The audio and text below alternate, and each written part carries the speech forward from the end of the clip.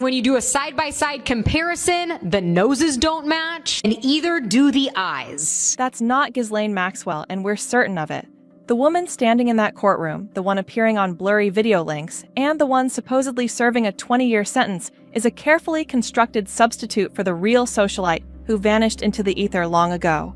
The public is being fed a performance, a Ghislaine light, designed to satisfy the hunger for justice, while the actual architect of the most prolific blackmail and trafficking ring in history is shielded by the very power she once served. The strategy of using decoys isn't just a wild theory. It is a documented part of her operational playbook. As reported by Business Insider, Maxwell's own former security chief admitted to hiring a lookalike to roam the streets of Paris following Jeffrey Epstein's death. This body double was used specifically to confuse the media and draw the heat away from the real Ghislaine while she moved between safe houses. If she was willing to deploy a professional double while she was a fugitive, why would anyone assume she stopped once she was caught? The stakes only grew higher. The woman seen in court often appeared physically distinct from the high society figure the world knew, leading many to believe a stand-in was used to fulfill the procedural requirements of a trial that felt more like a scripted drama than a search for truth. The weirdness doesn't stop at her appearance.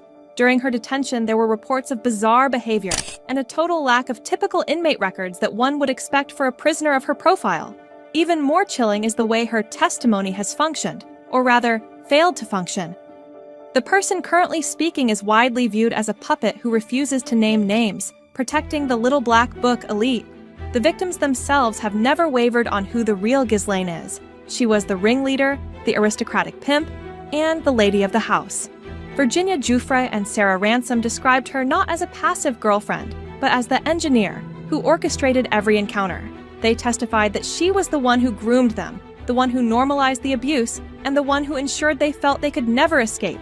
They described a woman with a predatory and insatiable drive to meet Epstein's needs at any cost. This wolf in sheep's clothing was far too valuable to the global elite to simply be left in a prison cell. By replacing her with a double, those in power ensured the secret stayed buried, leaving the world to watch a ghost testify in her place. And that's not the only thing making the internet lose it. Jeffrey Epstein faked his death. He isn't in a grave, and he certainly isn't in a cooling unit in New York. He is alive, well, and walking the streets of a tropical paradise while the world stares at a staged crime scene. For years, we were told the official narrative, a suicide in a high-security cell with broken cameras.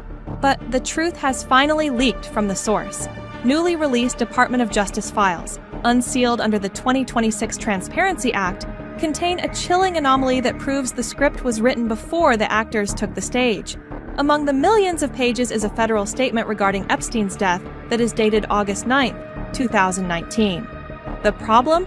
Jeffrey Epstein wasn't found dead until the morning of August 10th. You are looking at a pre-written obituary filed by the DOJ itself, a logistical slip-up that exposes the greatest disappearing act of the century.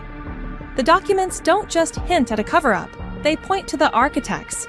Deep within these files, researchers have surfaced the Rothschild theory, a sequence of communications and logistical manifests suggesting that the legendary banking dynasty didn't just have business ties with Epstein, they had an extraction plan. The theory, supported by unexplained $25 million transfers and private flight logs, suggests that the family's reach extended into the very cell block where Epstein was held. According to these files, he wasn't suicided by a cellmate or a guard. He was ushered out through a series of black site protocols, replaced by a cadaver, and flown to a private, high-security compound where he could live out his days in total anonymity. This wasn't about saving a friend, it was about preserving the vault. Epstein's Venus Project, his obsession with genetic sequencing and life extension found in the DOJ records, proves he was a man who planned for the long game, not a man who would end it all over a court date. The Rothschild connection provided the bridge between his death and his new life. By utilizing their global network of private estates and untraceable transport, they ensured that the man who held the leverage on the world's most powerful names simply vanished from the public record. While the mainstream media obsesses over redaction errors, the real story is in the date on that file. They announced he was gone before he was even cold because the exit was already guaranteed. The ghost of the MCC is still out there, and the paper trail finally proves it. Remember, that anonymous 4chan post from a supposed prison guard claiming a body swap was in progress? For years, the mainstream media called it a basement dweller's fantasy. But the new files contain a bombshell. It proves the DOJ didn't just glance at that post, they launched a full-scale digital manhunt, subpoenaing 4chan, Apple, and Citibank to unmask the user. They even identified a prison staffer, Roberto Grijalva, in connection to the leak. If this was just a baseless conspiracy, why did the federal government burn so many resources to track it down the very next day? Then there's the footage. The DOJ recently tried to quiet the noise by releasing what they called raw video of the prison tier. But digital forensics experts just tore it apart. The metadata shows the file was created years later, and the footage has a visible mouse cursor moving across the screen, meaning it's a screen recording of a recording, not the original DVR export. Even worse, there's a missing minute right when the clock strikes midnight. And let's talk about that body. When they rolled that gurney out, the world saw a face that didn't quite match. Internet sleuths have pointed out the distinct ear shape and nose structure that look nothing like the billionaire. In this latest release, we found images from the island that defy explanation, a dentist's chair in a private residence, and chalkboards scrawled with the words deception and power. Think about it. This is a man who spent decades building a blackmail empire that reached the highest levels of global government. You really think a man who owned the secrets of presidents and kings couldn't organize a way out of a crumbling New York jail? The audacity to believe he's gone is the real joke. With the 2026 files showing he was discussing biology as deception in his final emails, the evidence is screaming at us. He didn't just disappear, he was extracted.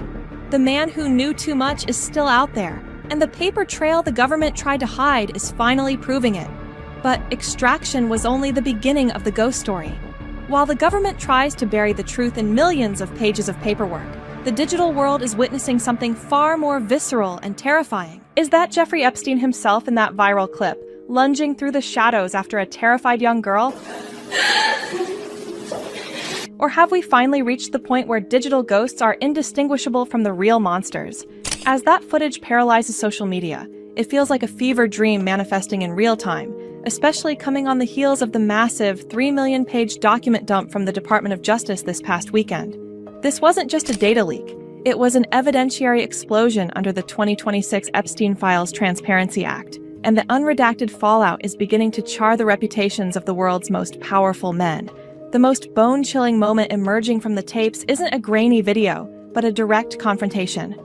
In a newly surfaced exchange with Steve Bannon, the tension is thick enough to choke on as Bannon leans in and asks the ultimate question: Do you think you're the devil himself? No, but I do have a good mirror.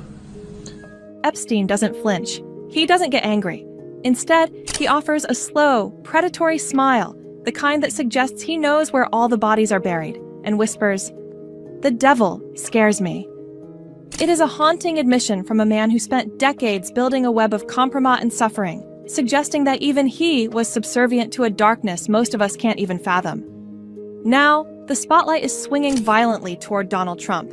Despite years of distance, the unredacted files reveal a proximity that feels increasingly toxic. Documents now surfacing show that federal prosecutors collected evidence of Trump flying on the Lolita Express multiple times in the 1990s, a direct contradiction to his previous flat-out denials. Even more explosive are the logs from the FBI's National Threat Operations Center, where witnesses described a good one incident at Mar-a-Lago, alleging Epstein introduced a minor to the future president with a wink and a nod. While the DOJ claims many of these tips are unverified, the sheer volume, over 1,800 mentions of Trump in this latest batch alone, creates a pattern that looks less like a casual social acquaintance and more like a shared history in the same dark circles. We are watching the narrative of the century unravel. Is it a coincidence that these files are surfacing now, or is this a calculated move to expose a maniac, as Epstein reportedly called Trump in an email, before the next political cycle? The documents show Epstein bantering with Bannon about using his private jet, gossiping about the Trump family, and even attempting to advise Democrats on how to frame the Trump mafia image. The truth is no longer buried. It's being screamed from the pages of 3 million documents, and the world is finally forced to look into the eyes of the devil that Epstein was so afraid of.